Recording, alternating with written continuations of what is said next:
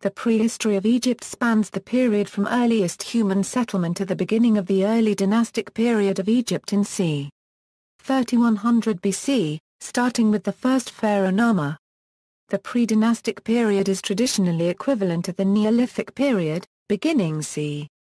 6000 BC and including the proto-dynastic period. The dates of the pre-dynastic period were first defined before widespread archaeological excavation of Egypt took place, and recent finds indicating very gradual pre-dynastic development have led to controversy over when exactly the pre-dynastic period ended. Thus, the term proto-dynastic period, sometimes called the Zero Dynasty, has been used by scholars to name the part of a period which might be characterized as pre-dynastic by some and early dynastic by others. The pre-dynastic period is generally divided into cultural periods, each named after the place where a certain type of Egyptian settlement was first discovered. However, the same gradual development that characterizes the proto-dynastic period is present throughout the entire pre-dynastic period, and individual cultures must not be interpreted as separate entities but as largely subjective divisions used to facilitate study of the entire period. The vast majority of pre-dynastic archaeological finds have been in Upper Egypt, because the silt of the Nile River was more heavily deposited at the Delta region, completely burying most Delta sites long before modern times. Late Paleolithic. The Late Paleolithic in Egypt started around 30,000 BC. The Nazlet Kata skeleton was found in 1980 and dated in 1982 from 9 samples ranging between 35,100 to 30,360 years. This specimen is the only complete modern human skeleton from the earliest Late Stone Age in Africa. Excavation of the Nile has exposed early stone tools. The earliest of these were located within the 100-foot terrace, and were Chellean, primitive Acheulean and an Egyptian form of the Clarktonian. Within the 50-foot terrace was developed Acheulean. Originally reported as early Mysterian but since changed to Levalloisian implements were located in the 30-foot terrace. A 15 and 10-foot terraces saw a more developed version of the Levalloisian, also initially reported as an Egyptian version of Mysterian. Finally, an Egyptian version of Aterian and the Sibyllian were located. Wadi Halfa Some of the oldest known buildings were discovered in Egypt by archaeologist Waldemar Chmielewski along the southern border near Wadi Halfa. They were mobile structures easily disassembled, moved, and reassembled providing hunter-gatherers with semi-permanent habitation. Aterian industry Aterian tool making reached Egypt c. 40,000 BC. Cormacen industry The Cormacen industry in Egypt began between 40,000 and 30,000 BC. Cormacens developed advanced tools not only from stone but also from animal bones and hematite. They also developed small arrowheads resembling those of Native Americans, but no bows have been found. The end of the Cormacen industry came around 16,000 BC with the appearance of other cultures in the region, including the Germaean. Mesolithic Harfang culture The Harfang culture flourished along the Nile Valley of Egypt and Nubia between 18,000 and 15,000 BC, though one Harfang site dates to before 24,000 BC. People survived on a diet of large-haired animals and the Cormacen tradition of fishing. Greater concentrations of artifacts indicate that they were not bound to seasonal wandering, but settled for longer periods. They are viewed as the parent culture of the Ibero-Maurusian industry, which spread across the Sahara and into Spain. The Harfang culture was derived in turn from the Cormacen, which depended on specialized hunting, fishing, and collecting techniques for survival. The primary material remains of this culture are stone tools, flakes, and a multitude of rock paintings. Khaden in Sibyllian cultures About 20 archaeological sites in Upper Nubia give evidence for the existence of a grain-grinding Mesolithic culture called the Khaden culture, which practiced wild grain harvesting along the Nile during the beginning of the Sahabadaru Nile phase, when desiccation in the Sahara caused residents of the Libyan oases to retreat into the Nile Valley. Khaden peoples developed sickles and grinding stones to aid in the collecting and processing of these plant foods prior to consumption. However, there are no indications of the use of these tools after around 10,000 BC, when hunter-gatherers replaced them.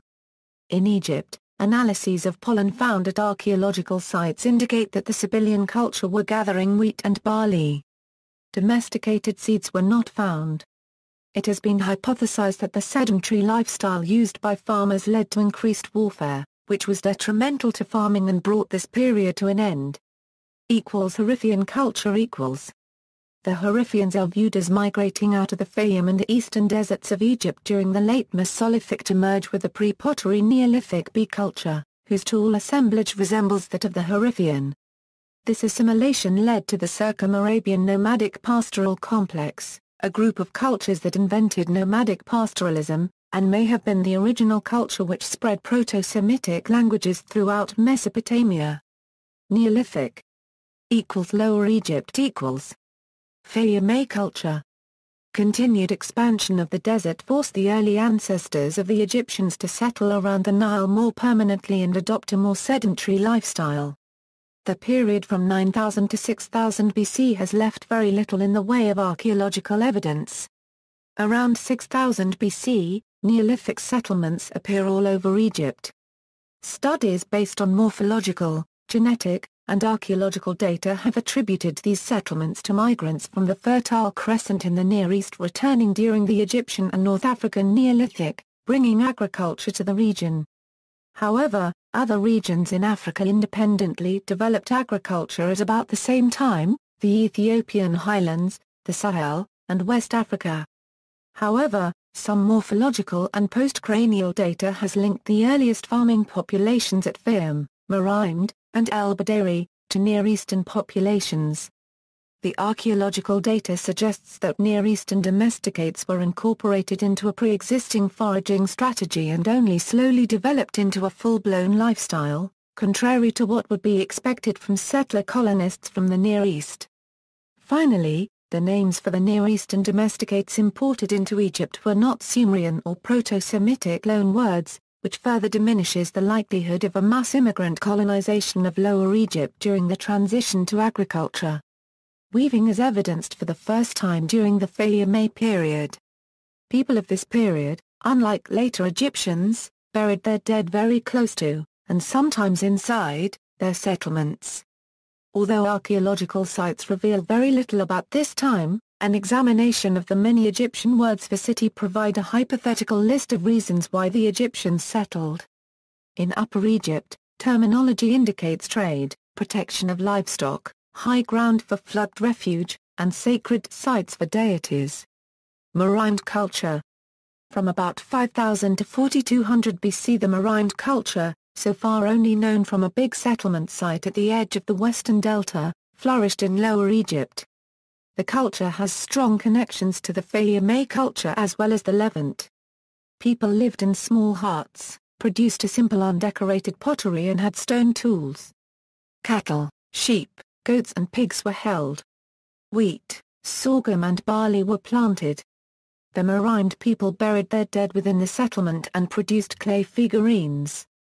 The first Egyptian life-size head made of clay comes from Marimed. ALll culture. The ALll culture is known from a small settlement near modern Cairo. People seem to have lived in huts, but only postholes and pits survive. The pottery is undecorated. Stone tools include small flakes, axes and sickles. Metal was not yet known. Their sites were occupied from 4000 BC to the Archaic period.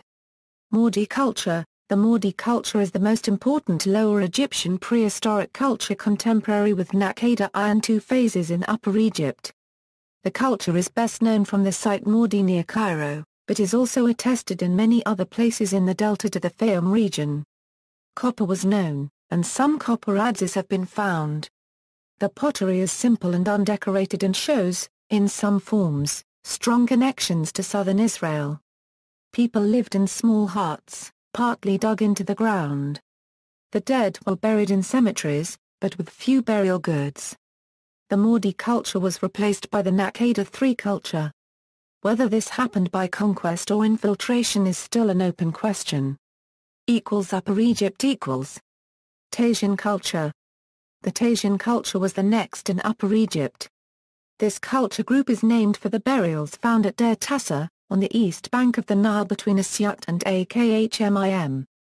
The Tassian culture group is notable for producing the earliest blacktop ware, a type of red and brown pottery that is painted black on the top and interior. This pottery is vital to the dating of pre-dynastic Egypt. Because all dates for the pre-dynastic period are tenuous at best, WMF Petrie developed a system called sequence dating by which the relative date, if not the absolute date, of any given pre-dynastic site can be ascertained by examining its pottery. As the pre-dynastic period progressed, the handles on pottery evolved from functional to ornamental, and the degree to which any given archaeological site has functional or ornamental pottery can be used to determine the relative date of the site. Since there is little difference between Tassian and Badarian pottery, the Tassian culture overlaps the Badarian range significantly. From the Tassian period onward, it appears that Upper Egypt was influenced strongly by the culture of Lower Egypt. Badarian culture. The Badarian culture, from about 4400 to 4000 BC, is named for the Badari site near Deir Tassa. It followed the Tassian culture, but was so similar that many consider them one continuous period. The Badarian culture continued to produce the kind of pottery called blacktopware and was assigned sequence dating numbers 21 to 29. The primary difference that prevents scholars from merging the two periods is that Badarian sites use copper in addition to stone and are thus Chalcolithic settlements, while the Neolithic Tassian sites are still considered Stone Age. Badarian flint tools continued to develop into sharper and more shapely blades, and the first faience was developed. Distinctly Badarian sites have been located from Nekon to a little north of Abydos. It appears that the Fayumay culture and the Badarian and Tassian periods overlapped significantly. However, the Fayumay culture was considerably less agricultural and was still Neolithic in nature. Naqada culture Amratian culture The Amratian culture lasted from about 4000 to 3500 BC. It is named after the site of ALll, about 120 kilometers south of Badari. ALll is the first site where this culture group was found unmingled with the later Gazine culture group, but this period is better attested at the Naqada site, so it also is referred to as the Naqada I culture. Black-topped ware continues to appear, but white cross-line ware, a type of pottery which has been decorated with close parallel white lines being crossed by another set of close parallel white lines, is also found at this time. The Amratian period falls between SD 30 and 39 in Petrie's sequence dating system. Newly excavated objects attest to increased trade between Upper and Lower Egypt at this time. A stone vase from the north was found at ALll, and copper, which is not mined in Egypt, was imported from the Sinai, or possibly Nubia. Obsidian and a small amount of gold were both definitely imported from Nubia. Trade with the oases also was likely. New innovations appeared in Amratian settlements as precursors to later cultural periods. For example, the mud brick buildings for which the Gazine period is known were first seen in Amratian times, but only in small numbers. Additionally, oval and theriomorphic cosmetic palettes appear in this period, but the workmanship is very rudimentary and the relief artwork for which they were later known is not yet present.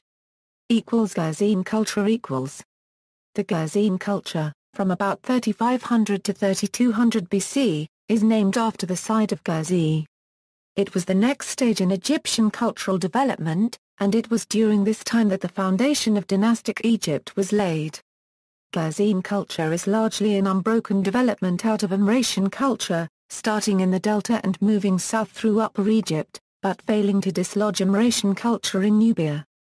Gazine pottery is assigned values from SD 40 through 62, and is distinctly different from Amratian white cross-lined wares or black-topped ware. Gazine pottery was painted mostly in dark red with pictures of animals, people, and ships, as well as geometric symbols that appear derived from animals. Also, wavy handles, rare before this period, became more common and more elaborate until they were almost completely ornamental. Gazine culture coincided with a significant decline in rainfall, and farming along the Nile now produced the vast majority of food, though contemporary paintings indicate that hunting was not entirely foregone. With increased food supplies, Egyptians adopted a much more sedentary lifestyle and cities grew as large as 5,000. It was in this time that Egyptian city dwellers stopped building with reeds and began mass-producing mud bricks, first found in the Immigration period, to build their cities. Egyptian stone tools, while still in use, moved from bifacial construction to ripple-flaked construction. Copper was used for all kinds of tools, and the first copper weaponry appears here. Silver, gold, lapis, and faience were used ornamentally, and the grinding palettes used for eye paint since the Badarian period began to be adorned with relief carvings. The first tombs in classic Egyptian style were also built, modeled after ordinary houses and sometimes composed of multiple rooms. Although further excavations in the delta are needed, this style is generally believed to originate there and not in Upper Egypt. Although the Gazine culture is now clearly identified as being the continuation of the Immigration period, significant amounts of Mesopotamian influences worked their way into Egypt during the Gazine, which were interpreted in previous years as evidence of a Mesopotamian ruling class, the so-called dynastic race, coming to power over Upper Egypt. This idea no longer attracts academic support. Distinctly foreign objects and art forms entered Egypt during this period, indicating contacts with several parts of Asia. Objects such as the Jebel el Arak knife handle, which has patently Mesopotamian relief carvings on it, have been found in Egypt, and the silver which appears in this period can only have been obtained from Asia Minor. In addition, Egyptian objects are created which clearly mimic Mesopotamian forms, although not slavishly. Cylinder seals appear in Egypt, as well as recessed paneling architecture. The Egyptian reliefs on cosmetic palettes are clearly made in the same style as the contemporary Mesopotamian Uruk culture, and the ceremonial mace heads which turn up from the late Gazine and early Semenian are crafted in the Mesopotamian pear-shaped style, instead of the Egyptian native style. The root of this trade is difficult to determine, but contact with Canaan does not predate the early dynastic, so it is usually assumed to have been by water. During the time when the dynastic race theory was still popular, it was theorized that Uruk sailors circumnavigated Arabia, but a Mediterranean route, probably by middlemen through Byblos, is more likely, as evidenced by the presence of Byblian objects in Egypt. The fact that so many Gazine sites are at the mouths of wadis which lead to the Red Sea may indicate some amount of trade via the Red Sea. Also, it is considered unlikely that something as complicated as recessed panel architecture could have worked its way into Egypt by proxy, and at least a small contingent of migrants is often suspected. Despite this evidence of foreign influence, Egyptologists generally agree that the Gazine culture is still predominantly indigenous to Egypt. Proto-dynastic period equals. The Naqada III period, from about 3200 to 3000 BC, is generally taken to be identical with the Proto-dynastic period, during which Egypt was unified. Naqada III is notable for being the first era with hieroglyphs, the first regular use of serifs, the first irrigation, and the first appearance of royal cemeteries. Timeline: all dates are approximate, late Paleolithic, from 40th millennium BC, Assyrian tool-making, semi-permanent dwellings in Wadi Halfa, tools made from animal bones, hematite, and other stones. Neolithic, from 11th millennium BC, c. 10,500 BC, wild grain harvesting along the Nile. Grain grinding culture creates world's earliest stone sickle blades roughly at end of Pleistocene, c. 8000 BC, migration of peoples to the Nile, developing a more centralized society and settled agricultural economy, c. 7500 BC, importing animals from Asia to Sahara, c. 7000 BC, a Greek Turia Euro-animal and Cereala Euro in East Sahara, c. 7000 BC, in Nabta Playa deep year-round water wells dug, and large organized settlements designed in planned arrangements, c. 6000 BC, rudimentary ships depicted in Egyptian rock art, c. 5500 BC, stone-roofed subterranean chambers and other subterranean complexes in Nabta Playa containing buried sacrificed cattle, c. 5000 BC, Alleged archaeoastronomical stone megalith in Nabta Playa. c. 5000 BC, Badarian. Furniture, tableware, models of rectangular houses, pots, dishes, cups, bowls, vases, figurines, combs, c. 4400 BC, finely woven linen fragment. Inventing prevalent, from 4th millennium BC, by 3400 BC, cosmetics, donkey domestication, meteoric, ironworks, mortar. c. 4000 BC, early Nakadan trade. 4th millennium BC, Gazine tomb building, including underground rooms and burial of furniture and amulets. 4th millennium BC, cedar imported from Lebanon. c. 3900 BC, an aridification event in the Sahara leads to human migration to the Nile Valley. c. 3500 BC, lapis lazuli imported from Badakhshan and Slashur Mesopotamia. c. 3300 BC, double reed instruments and lyres. c. 3500 BC, CNET, world's oldest, confirmed, board game. c. 3500 BC, faience, world's earliest known glazed ceramic beads. c. 3100 BC, Pharaoh unified Upper and Lower Egypt. See also, 5.9 Kiloyear event, Prehistoric North Africa. Notes. References.